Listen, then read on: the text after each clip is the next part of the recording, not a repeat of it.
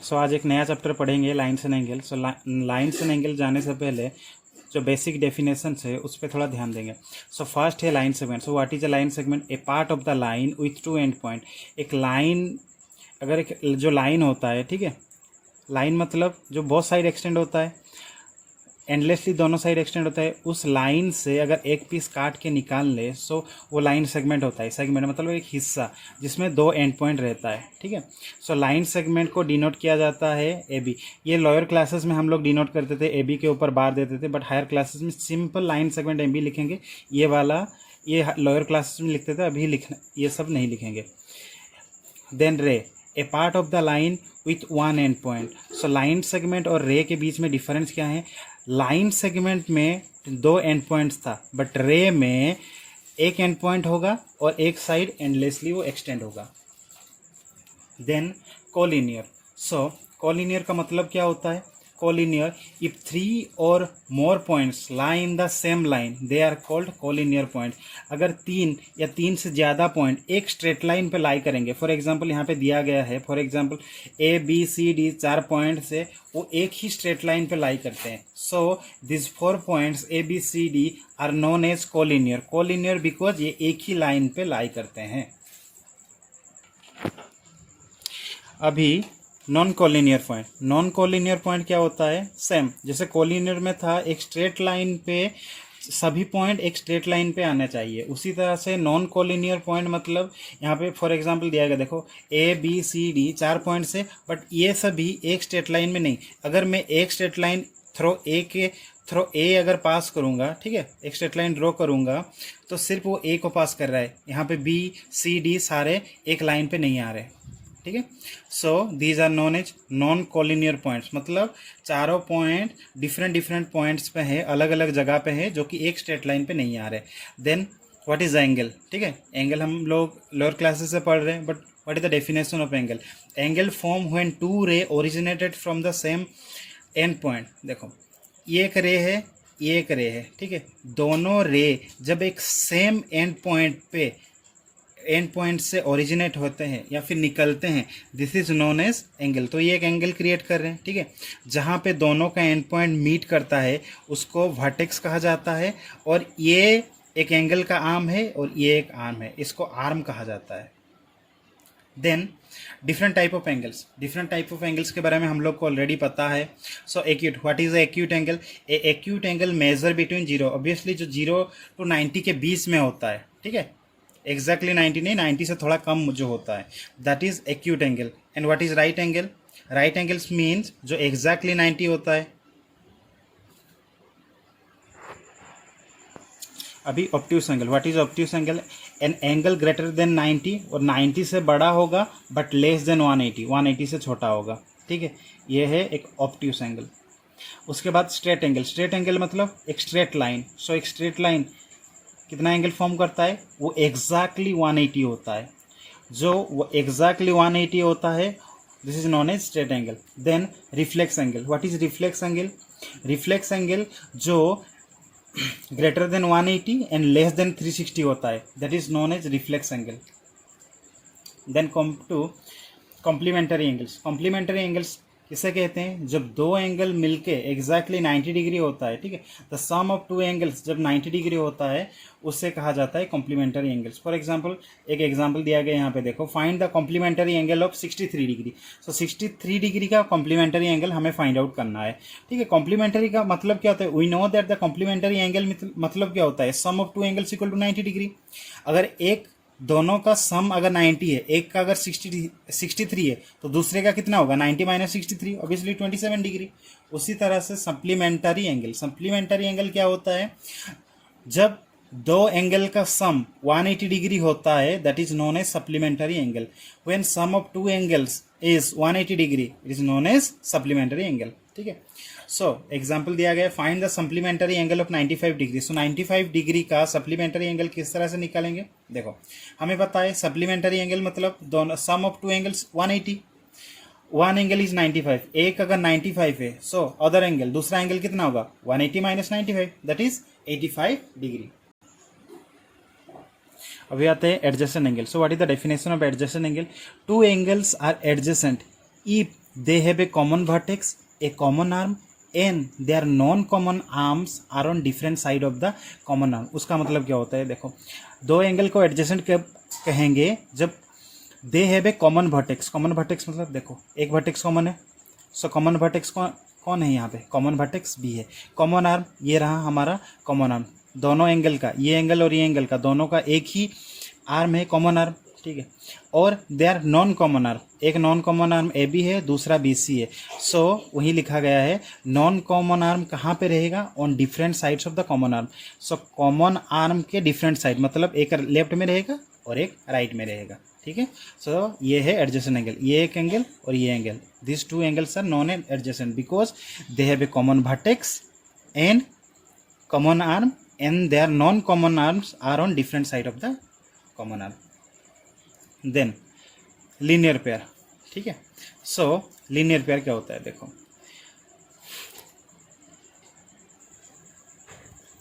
अभी linear pair में क्या होता है, if the non common arm form A line, non common arm यहाँ पे था, जैसे नॉन कॉमन आर्म कौन सा होता है, कॉमन आर्म के साइड में जो रहता है। सो जब नॉन कॉमन आर्म एक स्ट्रेट लाइन फॉर्म कर देगा, देखो ये नॉन कॉमन आर्म, एक non common arm A B और दूसरा है बी सी, जब दोनों मिलके एक स्ट्रेट लाइन फॉर्म कर देंगे, ठीक है, तभी जो एडजेसेंट एंगल है उनको क्या कहा जाएगा, एडजेसेंट एंगल को लीनियर पेयर कहा जाएगा। और A B D plus D B C मतलब ये एंगल प्लस ये एंगल इक्वल टू 180 होगा। लीनियर पेयर का सम 180 होगा, जो प्रूविंग इसके बाद वाले में है, हम प्रूविंग भी करेंगे, ठीक है। अभी आएंगे वर्टिकली ऑपोजिट एंगल्स। जब दो line when two line intersect each other then four pairs of angles are created। देखो दो लाइन यहाँ पे ए बी और सी डी दो लाइन है, जब दोनों इंटरसेक्ट करते हैं एट पॉइंट हो तब चार एंगल 1 2 3 4 4 एंगल्स आर क्रिएटेड, ठीक है। सो वर्टिकली ऑपोजिट एंगल्स मतलब इसका वर्टिकली ऑपोजिट ये है और इसका ये वाला एंगल है। So vertically opposite angles are equal, ये भी इसका भी प्रूविंग करेंगे बाद में। अब ये आएंगे intersecting line and non intersecting line. कौन सा लाइन इंटरसेक्ट करेगा, कौन सा लाइन नहीं इंटरसेक्ट करेगा, हमेशा याद रखना है। इंटरसेक्टिंग लाइन जो भी दो लाइन इंटरसेक्ट करता है वो नॉन पैरेलल होता है, ठीक है। सो पैरेलल लाइन फर्स्ट क्या है, पैरेलल लाइन का मीनिंग होता है दोनों के बीच में जो डिस्टेंस है, ठीक है, यहाँ पे जितना डिस्टेंस है यहाँ पे डिस्टेंस इन दोनों लाइन के बीच में हमेशा डिस्टेंस सेम रहेगा। But non parallel line, for example ये एक लाइन है, ये एक लाइन है, ठीक है। अगर दो नॉन पैरेलल लाइन को मैं एक्सटेंड करूँगा कहीं ना कहीं वो मीट करेंगे, ठीक है। सो हमेशा नॉन पैरेलल लाइन ही इंटरसेक्ट करता है और पैरेलल लाइन इंटरसेक्ट नहीं करता, ठीक है। सो 6.1 क्या दिया गया है, देखो if a ray stand on a line then the sum of two adjacent angles of form is 180 degree. मतलब अगर एक रे, देखो यहाँ पे एक रे है, ये एक रे है, ठीक है, ये स्टैंड कर रहा है किसके ऊपर, एक लाइन के ऊपर, ठीक है।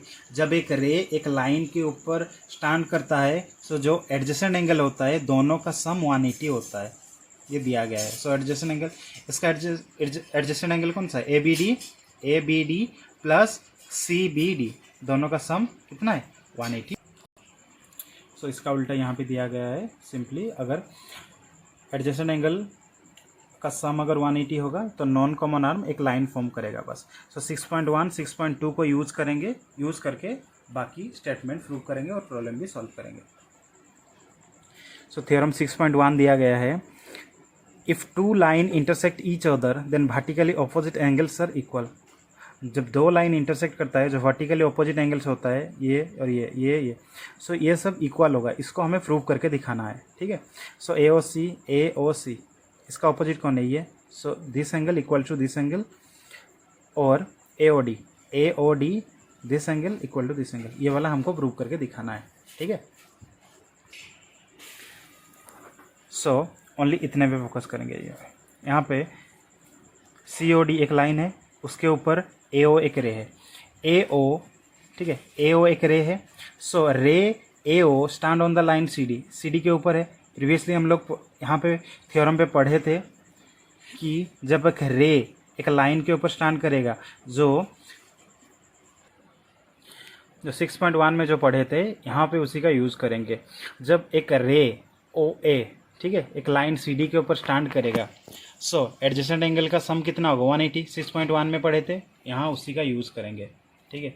सो एडजेसेंट एंगल यहाँ पे कौन है, AOC प्लस AOD, दोनों का, इन दोनों का सम कितना होगा 180 डिग्री, ठीक है। ये आ गया हम लोग का first equation. Then come to next equation. So अभी यहाँ से कंसिडर करेंगे, अभी लाइन AB को कंसिडर करेंगे। अभी AB के ऊपर कौन है, AB के ऊपर रे OD है। So ray OD stand on the line AD।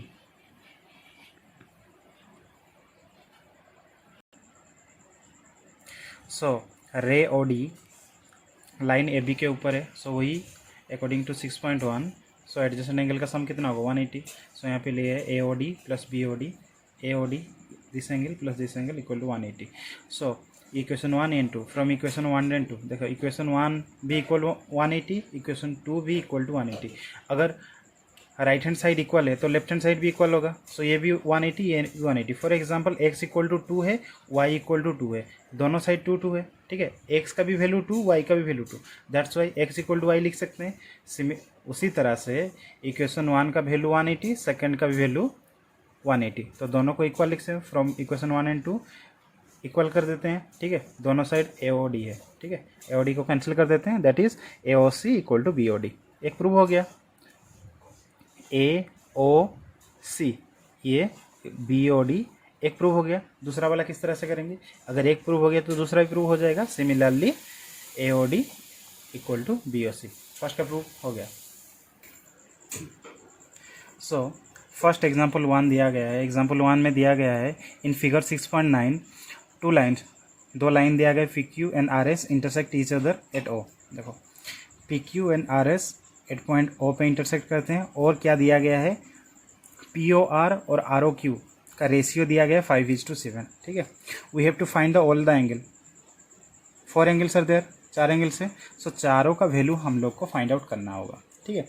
So ratio दिया गया है। सो रेशियो प्रोपोर्शन में जिस तरह से करते थे उसी तरह से let POR equal to 5x, ROQ equal to 7x, वही किए। POR equal to 5x, ROQ equal to 7x, ठीक है। यहाँ पे देखो, यहाँ पे रे RO, ये जो रे है RO रे POQ इस लाइन के ऊपर है, ठीक है। So ray OR stand on the line PQ। So according to 6.1 में क्या था, अगर एक रे एक लाइन के ऊपर है सो एडजेसेंट एंगल का सम 180 होगा, वही। सो एडजेसेंट एंगल यहाँ पे कौन है, POR इक्वल टू ROQ। सो दोनों का सम कितना होगा 180 डिग्री। इसका वैल्यू हम लोगों ने 5x लिया है, 7x, 5x plus 7x, 12x equal to 180, x equal to 15 degree. So POR कितना था 5x, so 5 into 15 that is 75, ROQ 7x, 7 into 15 that is 105। So यहाँ पे दो वैल्यू मिला, बट हमें चारों का वैल्यू निकालना है ना, तो किस तरह निकालेंगे। POR, सो POR ये इक्वल टू SOQ होगा, क्यों, बिकॉज वर्टिकली ऑपोजिट एंगल्स। सो ये 75 निकला, मतलब ये भी 75 ही होगा। ROQ ये वाला, ये कितना निकला 105, ये 105 है, मतलब ये भी 105 होगा। सो हम लोगों ने चारों का वैल्यू फाइंड आउट कर लिया है। सो एग्जाम्पल 2 में दिया गया है कि एक लाइन है POQ, एक लाइन है POQ लाइन के ऊपर एक रे है OS, ठीक है। सो और क्या दिया गया है, रे OR। सो जो रे OR है वो एंगल POS को बाइसेक्ट कर रहा है। What is the meaning of bisect, bisect का मतलब है इक्वल 2 पार्ट्स में डिवाइड करना। जो रे OR पास हो रहा है सो POS को इक्वल 2 पार्ट्स में डिवाइड कर रहा है, मतलब ये पार्ट, जो ये एंगल और ये एंगल इक्वल होगा, ठीक है। और जो OT रे है वो एंगल SOQ को 2 पार्ट्स में डिवाइड कर रहा है। So OR and OT are the angle bisector, ठीक है, इक्वल 2 पार्ट्स में डिवाइड करना है। और क्या गिवन है, POS ये angle, total angle equal to x दिया गया है। हमें ROT मतलब इतने का वैल्यू निकालना है ROT का, ठीक है। सो सिंपली क्या दिया गया है, रे OS, ठीक है। रे OS एक लाइन के ऊपर पी ओ क्यू के ऊपर है, ठीक है। सो अकॉर्डिंग टू 6.1 वही पढ़े थे। सो एडजस्टेंट एंगल का सम कितना होगा 180। सो पी ओ एस का वैल्यू कितना दिया गया है x. So S O Q का कितना होगा 180 माइनस एक्स, ठीक है। और सो एस ओ क्यू का वैल्यू निकल गया 180 माइनस एक्स, जिसको हम लोगों ने इक्वेशन 1 दे दिया, ठीक है। और रे ओ आर यहाँ पे लिखा गया था कि ray O R bisect the angle, ये एंगल को इक्वल टू पार्ट्स में डिवाइड कर रहा है। सो आर ओ एस मतलब आर ओ एस, बस इतना पार्ट आर ओ एस, ठीक है। R O S equal to क्या होगा, टोटल एंगल का हाफ होगा। So R O S equal to half of P O S, because O R is the angle bisector. यहाँ पे मैंने नहीं लिखा है, ये वाला लिख लेना, ठीक है। So R S equal to half of X, क्यों, पी ओ एस का वैल्यू कितना था, इसका वैल्यू एक्स दिया गया था। सो आर ओ एस कितना निकला, half of x, that is x by to. Again रे ओ टी, ये जो रे है ओ टी, ठीक है, ये बाइसेक्ट कर रहा है किसको, एस ओ क्यू को, ये वाले एंगल को इक्वल टू पार्ट्स में डिवाइड कर रहा है। So S O T, so S O T ये कितना होगा, S O T equal to half of S O Q, because it is a O T is the angle bisector. So S O T equal to half of S O Q. S O Q का from equation 1 S O Q का value मिला था 180 minus x. So S O T equal to, यहाँ पे half अंदर multiply हो जाएगा तो 90 माइनस एक्स बाई टू, ठीक है। अभी देखो मुझे किसका वैल्यू चाहिए, आर ओ टी का। आर ओ टी इतना, मैंने बोला था ना आर ओ टी इतने का वैल्यू चाहिए R O T. So R O T equal to R O S plus S O T, S O T. R O S कितना मिला था एक्स बाई टू, यहाँ से मुझे मिला था R O S equal to, और एस ओ टी अभी हमने निकाला 90 minus x by two plus x by two minus x by two cancel, that is R O T equal to 90। So example 3 दिया गया है। सो एग्जाम्पल 3 में 4 lines दिया गया है, 4 रे दिया गया है, O P O Q O R और क्यू एस, 4 रे दिया गया है, और चारों रे एक पॉइंट पे मीट करते हैं, ठीक है। तो 4 डिफरेंट एंगल्स क्रिएट होता है। सो हम लोग को दिखाना है चारों डिफरेंट एंगल का जो सम है ना वो 360 होगा, इतना हम लोग को दिखाना है।